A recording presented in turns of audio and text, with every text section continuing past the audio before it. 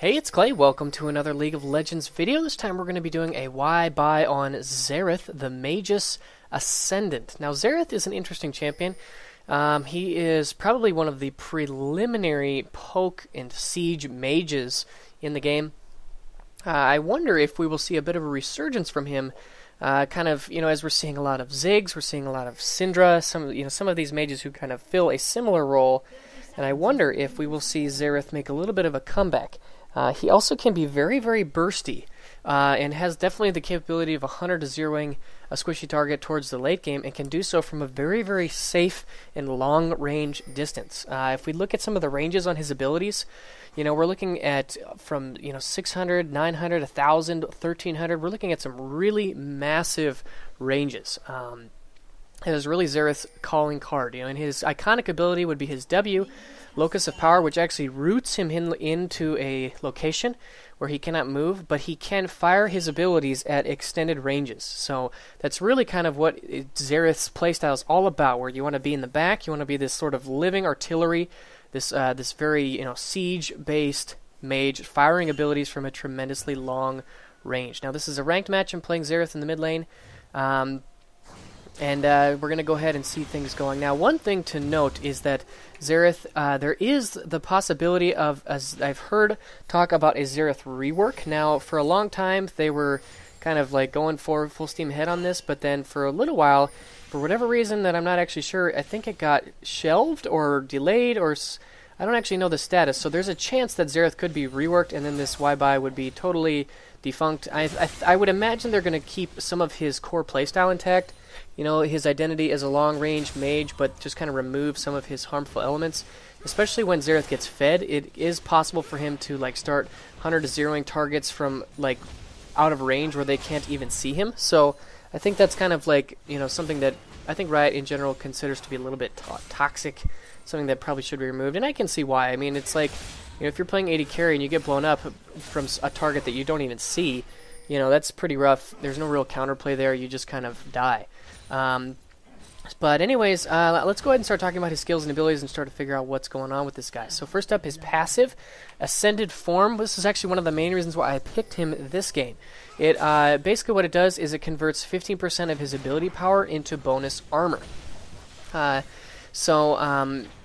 looks like Elise wants to come up and follow up on this gank, but I'm a little bit out of mana and I did not have cooldowns, so unfortunately not able to help her out as much as I would have liked. But anyways, so Xerath's passive, this just basically helps him to be a little bit tankier against physical damage, which is kind of why I picked him, because if you'll notice they have Shyvana, Yasuo, Lee Sin, Jinx, all physical damage based champions. I guess Shyvana does have quite a bit of magic damage as well, but they don't truly have a true AP carry other than, I guess, Zyra on their support. But anyways, that was kind of my thought process behind this pick, is that he does very well against physical damage based champions. Next up would be his Q, Arcano Pulse. This is his main damage skill. You'll see me using it quite frequently here in lane. It's his, it's just a lined skill shot, and it does damage in there. I used it right there in kind of this long rectangular shape. It has relatively low cooldown. At 5 seconds at max rank, it does pretty darn good damage. The base damage is 235 at max rank, which is, pretty above average. I mean, it's pretty average for a spell like this on a lowish cooldown, but the main kicker here is that it has a base range of 900, but when you use your W, the range gets extended out to 1,300. So we're talking about, I believe that's just a little bit shorter than a max range Nidalee Spear, or like a Jinx Zap. So we're talking about one of the longest ranged abilities in the game, and now it looks like Elise is coming in for a gank, and gonna go ahead and flash auto, and where's the E? There's the E right there. Gonna pick up that kill, use my barrier on the ignite, and gonna run away with about 40 HP, so pretty darn low. But anyways, his Arcano Pulse is his best ability. It does have a brief delay before it will actually cast of a half second, so you do need to, actually got away just by the hair on my chinny chin chin right there.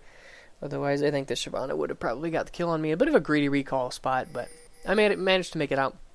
There is a brief delay, especially if you're using this with your W. So your WQ is definitely going to take a little bit of practice in terms of getting, because you're going to have to line it up. It's a skill shot, and actually Yasuo blocked it right there. Well done by him. So it takes a little bit of getting used to in terms of the delay, but it's also a very strong farming tool.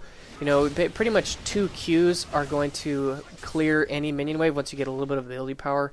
So overall, a very strong ability for sure. Next up would be his W, Locust of Power. This has no cost. Xerath will immobilize himself, gaining range on all of his spells, and he also gains bonus magic penetration. This is not a trivial part. This bonus magic penetration is really, really massive. You know, with a Void Staff, you can pretty much do true damage to your opponents, especially the squishy targets that aren't building a lot of magic resist. So overall, this is a very, very strong ability. Very, very strong part of his kit. And actually, wondering if I can get this last Q off. There's the WQ right there. There was the Locus of Power into my Q. For you can see how much further the range was on my Arcano Pulse, able to pick up that kill. Now, I did make a bit of a goof this game, and actually, so I would recommend that you max your W second. It's probably his next best ability. Max your Q first, and then W second. And the main reason is that the cooldown goes from 20 seconds all the way down to 4. So your cooldown can pretty much match the cooldown on your Q, so you can pretty much use your Q and your W in unison with one another once you reach about level 13. I put a couple points into my E, though, just because I felt like I was doing well, and the E does extra damage. Oh, and also one other thing that I forgot to mention is when you leave the Locust of Power upon the second activation, you gain 35% increased movement speed. So that's quite nice as well. If you do need to make a hasty getaway, and you can kind of time it nicely, you it is to your benefit to use this real briefly and then to move away real fast. So the bonus movement speed is quite nice. Next up would be Xerath's E, Mage Change. This is just a single target skill shot. It does magic damage, but then the kicker is that once you land this on someone, your next spell that strikes them stuns them for a second and a half. So this is Xerath's main crowd control utility spell. So the basic idea is that you want to get into your W form for the extended range, because the range will also be extended on your Mage Chains. I believe the base range is 600, which is pretty low. It's like your auto attack range. But then with your W, it goes up to 1,000. So you can see I'm probably going to use... I actually didn't use it. But, so yeah, the basic combo would be hopping into your W, throwing down an E on your opponent, and then hitting them with a Q. There's the E right there. Tried to hit him with a Q, but he dodged it. Which actually is one of the reasons why... Ooh, there's a nice combo right there. I am getting a little bit low, but I think there's a nice Q right there, able to get these guys nice and low. And I use my barrier to try to stay alive. There's an E right there, and there's the WQ, but not able to get the damage off that maybe would have gotten the kill. But Elise is going nice and low. But there's a Q, and the auto, able to pick up that kill. And can I get one more W? Oh, I actually did not enter into my W. It was on cooldown. So, not able to finish off. Oh, just yet. There's the W, but I missed the Q, unfortunately. So, he's managed to evade me. This Yasuo's mobility has been quite troublesome for landing my skill shots. So a good pick, I would say, although my passive does well against him. So it's kind of a skill matchup, I would say. So a nice little skirmish right there. But anyways, so Mage Chains, it does have the highest base damage of 270, and it has an 80% AP ratio compared to the 60% AP ratio on your Q. So this is your highest, I guess, single target spell on a lowish cooldown, 12 seconds down to 8 seconds at max rank. But I do think that there is merit in maxing this last, just because your Q is so much more, you know, it does AoE, it does good wave clear, it's got good poke, it works better with your Q, with your W, in terms of matching up those cooldowns. So I guess personally, they're getting some nice long range damage there onto Shyvana. Personally, I do think that it is to your benefit to max this ability last, but like I said, I kind of goofed a little bit, and I put points into my E when I maybe should have just maxed out my W, but... it's kind of like perhaps a playstyle preference, one that you guys can mess around with when you start to play Xerath. And last step will be his ultimate, Arcane Barrage. I've used this a couple of times already. It basically is a 3-part ability where you cast magic damage that comes straight from the top of the world down onto your target area. It's in a fairly wide circle where it does damage, and you get, like I said, you get 3 casts of it. So you definitely want to try and maximize each of those casts to try to get damage off. Again, this ability Also has extremely long range. We're talking about 900 base range with 1300 range with your W. So you're going to be doing a metric truckload of damage from a long range. You know, and altogether, this ability has tremendous. They're actually using my ultimate very nicely to get a couple kills. Let's actually watch this one more time, because I actually am using my ultimate from out of the screen. So let's watch this. I actually was using it here onto this Jinx. There's the circle right there. Then got her on the second cast, and then the third cast I think was just used on the minions. So overall, nice pickup on to the Jinx right there as I roam down to help out. But again, Xerath giving him tremendous range, and this is a really nice ability in terms of, there I actually picked up the kill with my E, but a really nice ability, you know, in terms of making you very bursty and very, you know, tremendous team fight and siege potential, I would say, is what this ability gives you. You can just do a ton of AoE magic damage from a very long distance. So those are his abilities. In terms of how to use them, I would say that using your W is really the most important part of learning Xerath, is when to enter your W and when not. So right there I actually entered my W really quickly. And for the most part, all you want to do is actually a nice stun right there with my E and my Q. But for the most part, what you want to do is enter into your W for just one spell cast, and then get out of it, you know, almost immediately. You're not going to ever really want to sit in your W for a long time, unless, you know, with safety. And they're actually, wow, man, I'm doing this from off screen. I can't actually follow it. But, so like I said, you rarely ever want to sit in your W for an extended period of time. But here, Jinx is getting low, so I'm just going to ult her and pick up that kill. Very nice. Able to help me out. Actually took a turret shot in there as well. But based on the extra armor, I actually have quite a bit of armor at 92. And I'll get even more when I go back and buy some AP. But yeah, like I said, the main thing is learning when to use your W, when to, how to really maximize that ability is very core in terms of playing Xerath and mastering Xerath, because, you know, it gives him so much damage potential and range, but it also immobilizes him. So, you know, it can be the best part of his kit, but also the part that gets you killed. So you really need to make sure that you understand when and how to use it. Like I said, you really want to usually just enter into it for one quick spell cast, WQ, and then run away, just like I did right there. There is a nice E. I actually think the E got blocked, but we managed to pick up the kill with my Q. That wind wall has been pretty pesky. But then in terms of his basic core combo, I would say that generally you want to hop into your W, throw your E on them, and then I really like to proc the first mark of my E with my ultimate. So I would do like W-E-R, and then because your ultimate has a bigger hit radius, it's easier to land your ultimate than it is your Q.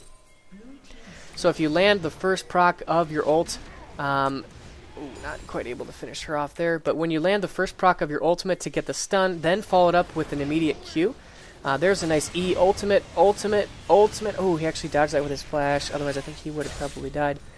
But like I was saying, so you're going to want to do W, E, R, Q, and then finish off RR with the last two procs, and usually you might be able to 100 to 0 just about anybody right there with that combination.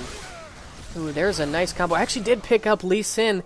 Oh, that was pretty funny. I picked up Lee Sin with my Q from the Fog of War, and then I got the Yasuo with my last E right there. So able to pick up a nice double kill in my suspended form in my W. So that's kind of his basic core combo. Is you're going to want to start with your W to get yourself the range and the magic penetration, and then pop your E. Use your ultimate to get the stun, throw down your Q, and then two more procs of your ultimate fall right up on top. Also, you know, if you're in a basic team fight scenario, it's usually good to just lead with your ult. You know, you're going to want to post up with your W probably far back in a safe position. Xerath can really do some tricky things in terms of, you know, like if there's a Baron fight happening in this area, you could actually post up behind this wall, or even back over here, you know, so you can post up from a much further range than normal. And so you definitely need to have some pretty solid map awareness about, you know, how far your abilities can extend and when and where to post up in certain areas, and to get yourself into a good position for fighting. Oh, actually, this is a fight that I wanted to highlight. So we're coming in here to help out Caitlyn. And I'm going to post up here with my... Actually, I'm just using my ultimate right there to get double kill. Then using my E, and I'm trying to get my Q off, but it did actually get the stun. But I'm getting a little bit too low and trying to just... there's another EQ right there, able to help pick up that kill onto the Lee Sin. And now just sieging here from afar, trying to actually bait the Jinx out so that Elise, who's kind of... I think she's doing wolves, and she kind of posts up here to help maybe get a pick. Yep, there she is. If she can land a cocoon, we can probably burst the Jinx down. But in terms of... so those are kind of his abilities in a nutshell. Now, let's talk a little bit about itemization. Xerath is a very typical AP caster. You're probably going to want to start off with a mana item. I like Athene's best. It's just a really solid item overall. It gives you, a lot of mana regen, some ability power. The 20% CDR is also really, really nice. But then not only do you get the 20% CDR, but you get, just a lot of good stats. And there I actually am using my W ultimate to try and poke down the Xerath, which I did successfully. They're getting the stun onto the Shyvana, hoping that Elise can finish her off, and actually I'm going to finish it off with a WE. So a nice combo right there to get a couple more kills, bringing me to 12, 0, and 4. Anyways, in terms of itemization, you're definitely going to start off with a mana item. Athene's is probably your best choice. Then from there, you're probably just going to want to go for some big AP items. Xerath scales so well with ability power that the big ticket AP items are really the way to go. So Death Cap, Void Staff.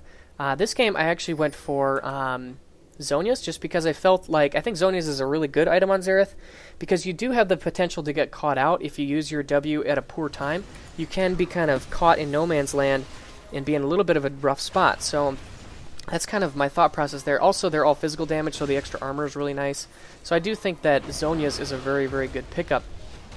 Here, going to go ahead and 100 to 0 the Xerath with an E with plus ultimate from my W form and help finish off the Shyvana as well.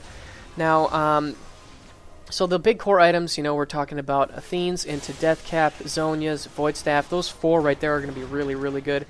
Now in this game, I decided to go for Ionian Boots for the CDR. This brings me to a cool 40%, because I get 5% from my Masteries, I get 15% from my Boots, and 20% from Athene's. CDR is a really, really good stat on Xerath. One of the things about him is that he actually has relatively low kill pressure. There is a nice use of Zhonya's to keep myself alive under this tower. But he has relatively low kill pressure without his ultimate. His ultimate is on a low-ish cooldown, so at 40% CDR, it's only 42 seconds, which is really, really nice. So basically, every time your ultimate comes up, you do want to try and look to get a kill. There, actually, I'm using my ultimate on this Shyvana to try to keep her away and save the Fiora, which I did successfully. There, we actually picked her up there with a nice WQ and Caitlyn. So that's kind of my thoughts. And also, Xerath gets a lot of free magic penetration from his W. So I've kind of been experimenting with cooldown boots on Xerath. I do think Sork Shoes are also quite viable, but that's definitely your core build. And this game, it really got snowballed out of control, up to 13, 0, and 9. And just trying to stay in the back as best as I can. Xerath is definitely a champion who you always want to keep space between you and the enemy team. If you ever get caught out in crowd control, you're done. You need to be in the back. Take advantage of your range. You have very low mobility, so take advantage of your range and sit in the way back and just try and snipe people off. In siege towers, definitely stay in the back. So anyways, I hope you guys enjoyed this video. Xerath is a pretty fun champ, and I'm going to keep my eye on him, and as we'll see maybe if he gets a rework or not. But until that time, I'm definitely going to keep playing him because I think he's quite a bit of fun, and especially in this mid lane meta where some of these long-range poke and siege-based mages are popular. I think Xerath can fit right in with that. But anyways, I hope you guys enjoyed this video. Let me know your thoughts on Xerath in the comment section below. If you're new around here, feel free to rate and subscribe for more videos like this, and I'll see you again soon. Bye.